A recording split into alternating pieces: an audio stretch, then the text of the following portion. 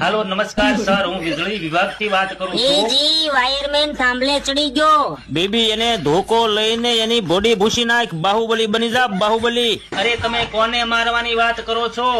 એ સરકારી અધિકારી છે, એને મારીને તમે તમારા હાથ કાળા કરી રહ્યા છો. કાંઈ વાંધો નહીં, અમે અમારા હાથ નિરમા પાવડર થી ધોઈ નાખશું એટલે કાળા દાગ વયા જશે.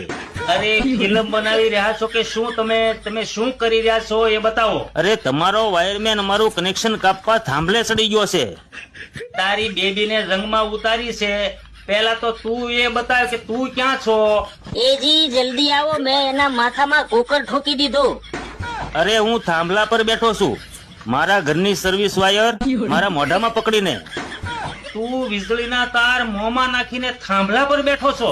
અરે કનેક્શન નહીં કાપવા દઉં, ભલે કરંટ લાગી જાય.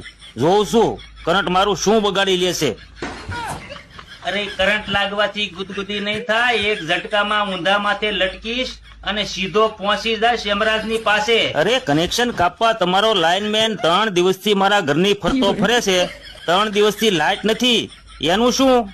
અરે તારા ગામનું ટ્રાન્સફોર્મ બળ્યું છે તો લાઈટ ક્યાંથી આવે? તો અમે જેમ ઓનલાઈન બિલ ભરીએ છીએ ને એવી રીતે ઓનલાઈન લાઇટ મોકલી દે.